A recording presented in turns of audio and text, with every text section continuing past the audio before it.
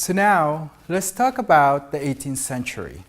And there are three significant events that happened during the 18th century. And I want to point them out to you. Okay, so the first one is the Enlightenment.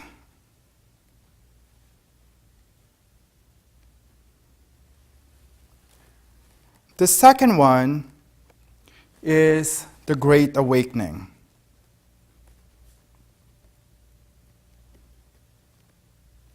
And the third one is going to be a significant event in the 18th century because it actually divided some of the relationship and talked about some of the tension between countries. And this is not just necessarily the British, but it was another competitive country that took place or had some sort of a land in North America that really triggered a particular tension in America, in North America. Now, this is what I call the French, what we call in history, the French-Indian War. Okay? So, the Enlightenment. Okay, let's go and talk about it. As the 18th century progressed, Americans came to be more or less influenced by European ways of thought, culture, and society. Some Americans embraced and loved the European intellectual movement known as the so big terminology called the Enlightenment.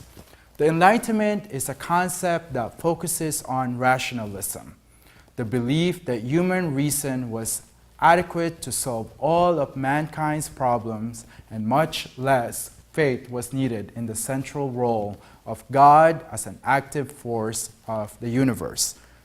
Now, one of my favorite particular significant event in the 18th century is the Great Awakening. Much of greater impact of the lives of common people in America was the movement known as the Great Awakening. What is the Great Awakening? It consisted of a series of religious revivals that was happening in the colonies from the 720s to the 1740s. The Great Awakening put an important spin in the society. America's religious communities were divided from the old believers to the new. Okay, so there was some sort of a separation in a way.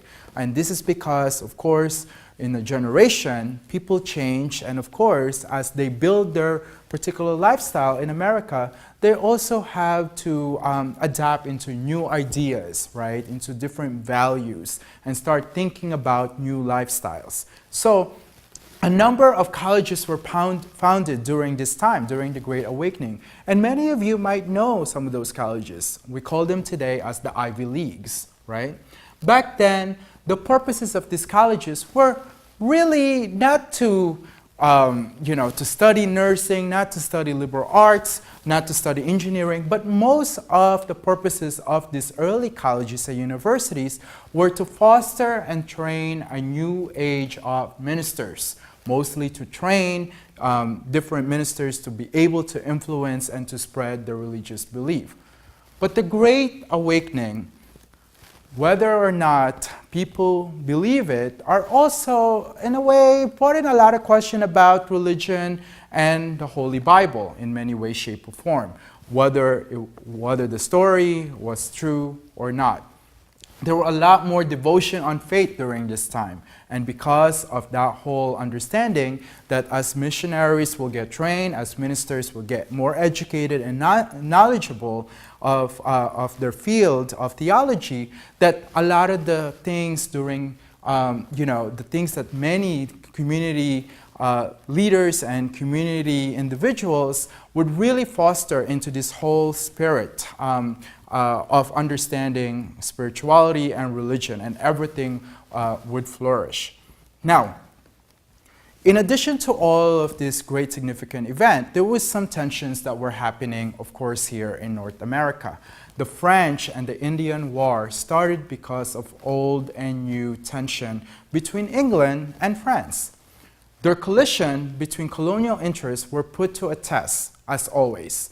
especially on who would seek full control of the Ohio Valley and western Pennsylvania. England ordered George Washington to ask the French to leave western Pennsylvania. But then, when the French declined, the war broke. This war continued on, and it spread all the way to Europe, in their own particular mother country there, where it later took a famous name of the 7 Years' War. It was the Treaty of Paris of 1763 that ended hostilities between England and France back then. Britain gained Canada, and France lost of its North American holdings. Ultimately, the result of French and Indian War also led to Great Britain imposing revenue taxes on North American colonies. Now, with this, Americans felt good about the relationship it had with Great Britain after winning the French and Indian War. Americans felt that they had played a good role with affection with Britain, and at this time, no one in the future have crossed the idea of even asking for an independence or even a talk of such thing like a revolution. And ultimately, a couple of decades later, or even a few years later, a real revolution would take place here in American soil. Now, don't forget to review your questions and to also, if you want to refresh your memory, to review this lecture once again.